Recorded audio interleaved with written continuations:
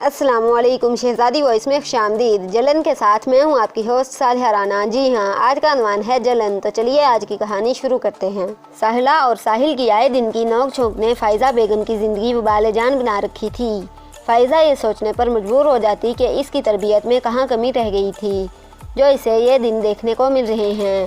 حالانکہ بیٹی اور بیٹے میں اس نے کبھی تفریق نہیں کی تھی۔ ایک ماں کی اولاد ہونے کے باوجود ان کی عادات میں بہت تضاد تھا جو ان کے فساد کی صورت نظر آ رہا تھا۔ ساحلہ بڑی ہونے کی وجہ سے گھر والوں کی زیادہ توجہ کا مرکز رہی۔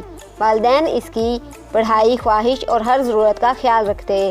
بہن سے 3 سال چھوٹا ہونے کے باوجود ساحل وہ توجہ حاصل نہ کر سکا تھا جو ساحلہ کی شخصیت کا خاصہ تھا۔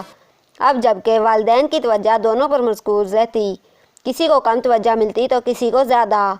جب ساحلہ کو بڑی بہن ہونے کا شرف حاصل ہوا تھا تو اس نے خوش ہونے کی بجائے بھائی کی موجودگی کو منفی سوچوں میں ڈھال لیا تھا۔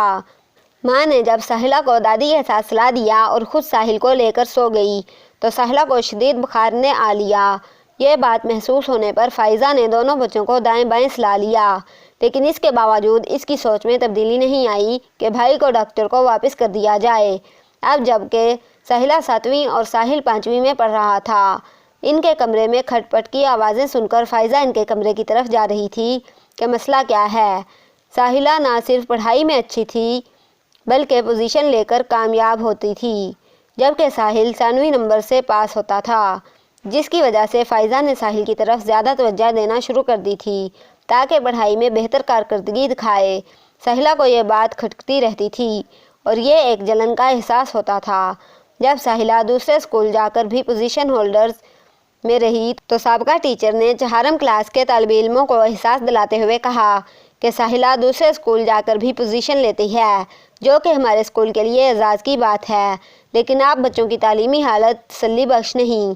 ساحل کو یہ بات باور کرائی گئی تو ساحل کی سمجھ میں یہ بات اچھی طرح آ گئی کہ وہ کیا چیز ہے جس کی وجہ سے اس کی بہن کو پذیرائی ملتی ہے۔ پھر والدین نے سمجھایا کہ دیکھو بیٹا، جب ٹیچر نے آپ کی بڑی بہن کا حوالہ دے کر بتایا کہ وہ ہمیشہ اول پوزیشن کامیاب ہوتی ہے تو آپ کو سب کے سامنے کتنی خوشی محسوس ہوئی تھی۔ اس طرح جب کوئی بہن سے کہے کہ آپ کا بھائی پڑھائی میں بہت پیچھے ہے تو شرمندگی تو ہوتی ہی ہے نا۔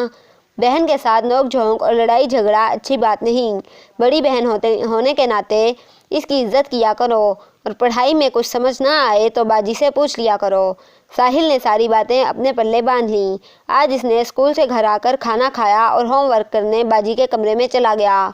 گھر والوں نے ساحلہ کی بھی خبر لی کہ بیٹا، بھائی چھوٹا ہونے کی وجہ سے ناسمجھ ہے، اسے پڑھائی میں نالائق ہونے کا طعنہ نہ دیا کرو بلکہ بھائی کی مدد کرو، اپنے سے کمتر نہ سمجھو، نہ ہی اسے چڑھایا کرو، یہ اچھی بات نہیں، اللہ تعالیٰ کو بھی یہ رویہ پسند نہیں۔ ساحلہ نے سچے دل سے ماما سے معافی مانگی اور بھائی کو تنگ نہ کرنے اور پڑھائی میں بھائی کی مدد کرنے کا وعدہ کر لیا۔ ساحلہ جو چیز جنرل اسٹور سے منگواتی ساحل چوں چراں کیے بغیر لا کر دیتا۔ اس سے پہلے تو ماما کے کہنے پر بھی کہنا نہ مانتا تھا، اب تو کھیل کود میں بھی اپنی دلچسپی کم کر دی اور زیادہ توجہ پڑھائی پر دیتا تھا۔ فائزہ بیگم ان کے کمرے میں دودھ دینے آئی تو دونوں پڑھائی کے کسی موضوع پر بات کر رہے تھے اور کٹھے چاکلیٹ بھی کھائی جا رہی تھی۔ فائزہ دل ہی دل میں خدا کا شکر بجا لاتے ہوئے اپنے کمرے کی طرف چلی گئی۔ آج نتیجہ کا دن تھا۔ فائزہ بیگم سوچوں میں گم کھڑی تھی کہ یک زبان کہتے ہوئے دونوں بچے A+ کا انعام لیے کھڑے تھے۔ آج فائزہ بیگم بہت خوش اور اپنے ضمیر سے مطمئن تھیں کہ حقداروں کو ان کا حق مل گیا ہے، کیونکہ اس نے تو اتنے سالوں سے بھی کسی کی حق تلفی نہیں کی تھی۔ آگے بڑھ کر اس نے اپنے دونوں بچوں کو دائیں بائیں آغوش میں لے لیا۔ ختم شد۔